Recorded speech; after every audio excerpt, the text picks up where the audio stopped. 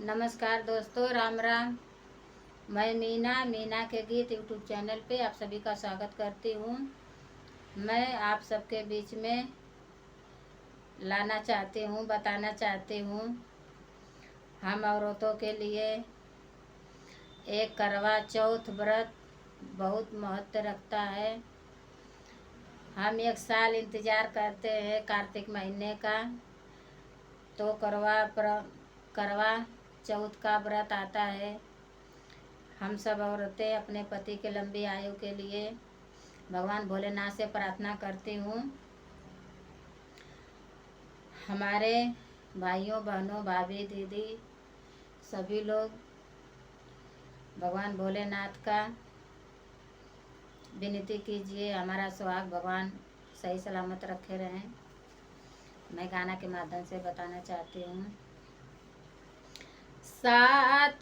बीरनवा के बिचवा दुलारी, एक बहिनी तो प्यारी, एक बहिनिया हो सखिया सातो भाभी, करली चौथिया तो पूजली करौआ न हो सखिया सातो भाभी, पूजली करौआ तो करली चौथ व्रत हो। सखिया बहिनी तो भूखली बरतिया तो नहु चौथ पूजा, बहिनी करौआ पूजा हो।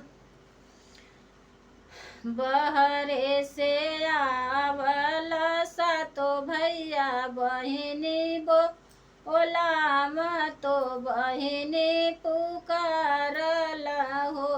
बहिनी लावा हमके देहु न भोजनिया, भोजन हम करबऊ हो। बहिनी सातो भैया भोजन लगाम तो थरिया सजावनी हो सखिया सातो भैया भोजन लगाम तो थरिया सजावली हो।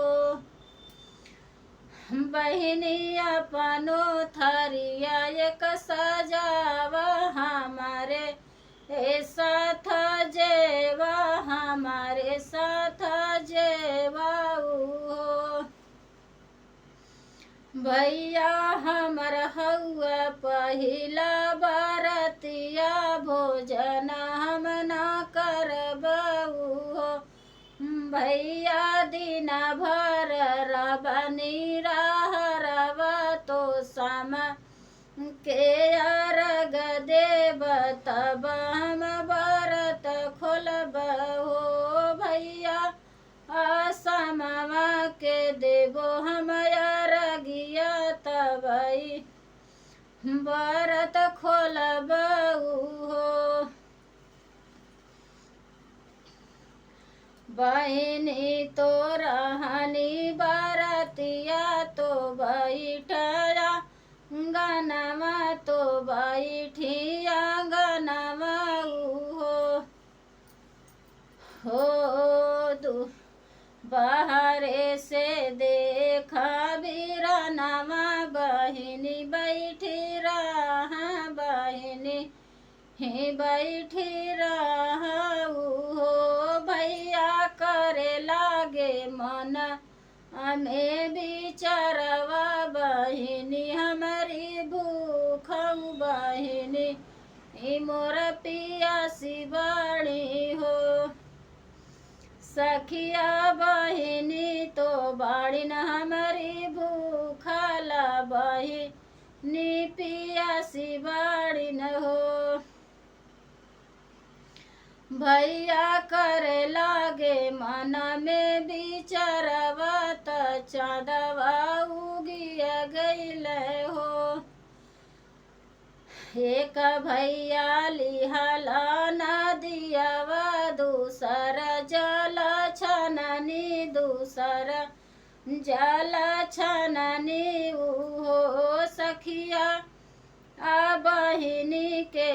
पुनः बोलाम तो चाँद उगी गईल न, चाँद उगी गईल न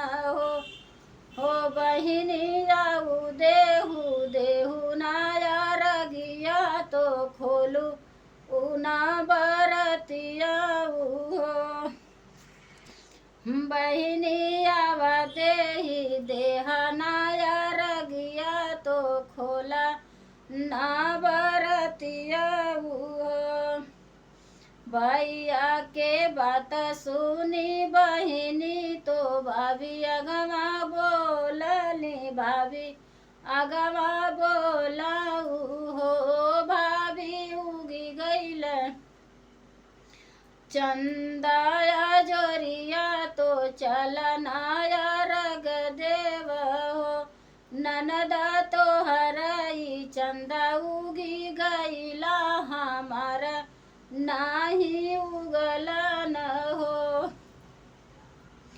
बहिनी भैया क बात मानी लिहली न चंदा के अरग देहली खोलली बारतिया तो खोल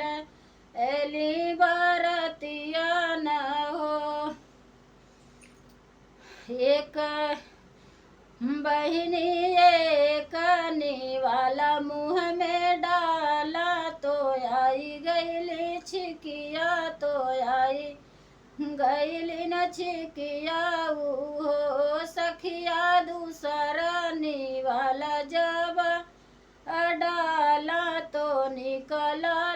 बरवा तो निकला बरवा हो सखिया तीसरनी वाला मुँह में डाला तो ससुर से खबर आव ससुर से नौआ वही हो बहुहर तोहर पति बहुत बेमरवा ससुरमा चली जाऊ ससुरमा चली जाऊ न हो बहुहर तोर पति बहुत बीमारवा ससुर चली जाऊ न हो एक बने गईली दूसरे बनाया वरो तीसर बना हो सखिया तीसरे में नीला बुढ़िया माई तो पाऊँगा के परली हो सखिया तीसरे में पहुँचा पति दुआरवा तो पति खटिया पे परल मिल खटिया पे परल रही हो सखिया ये कहू जबान नहीं बोला पैरवा नहीं डोला हो एक माह बीतल दूसरा माह अवरो तीसर माह हो सखिया तीसरे में माघ का चौथया रख ली बरतिया तो करली पूजनवा न हो मैया कवन गुनैया हमसे भैली तो पति मोर बीमार पड़ल पति मोर बीमार पड़ल हो बेटी का बात सुनी चौथ मैया दिन टारी दिहली न राह टारी दिहली न हो बेटी छवही मायना बादई तो भादो का चौथिया तो वो नहीं दुखई हरि है वो नहीं तो हर संकट हरि है हो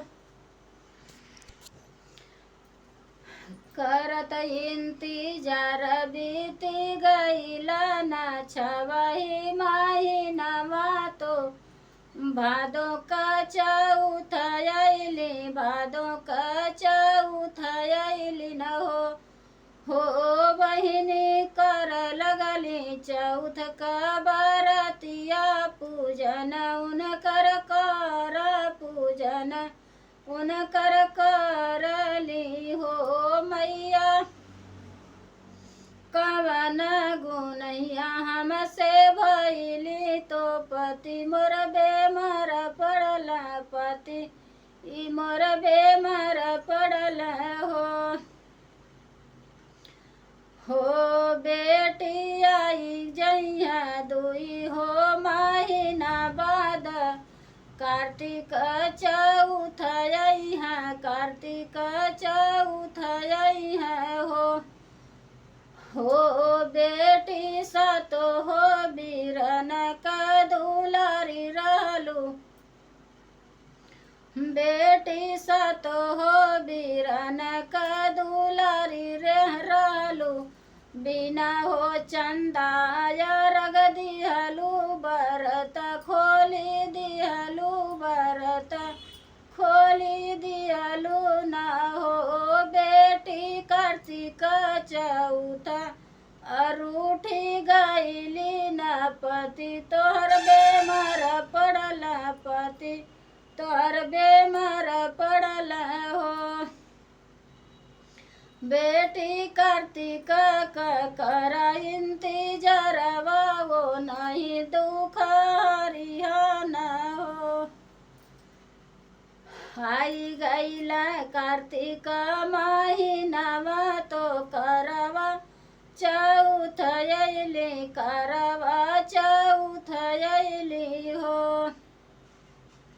बेटी बहिनी हाथ जोरी करली बिनतिया सुनाए चौथ मैया सुनाए करवा मैया हो मैया फिर नहीं होई हन गलतिया तो विधि से पूजन करब विधि से पूजन करब हो बहिनी के बात सुनी मैया तो मन खुशिया भैली मन खुशिया भैली हो विधि विधि करली पूजनमा तो चंदा का अरज कर चंदा से अरज कर हो चंदा उगियाई गईल जब सामनवा तो देहली अरगिया तो खोलली बरतिया न हो विधि विधि कर जब पूजनवा तो पति उठ बैठल तो धनिया से बोला तो धनी से बतियावे लगा हो मैया हरी लेहली कुलियाई बालैया तो पति मोर ठिकाई गईलन हो।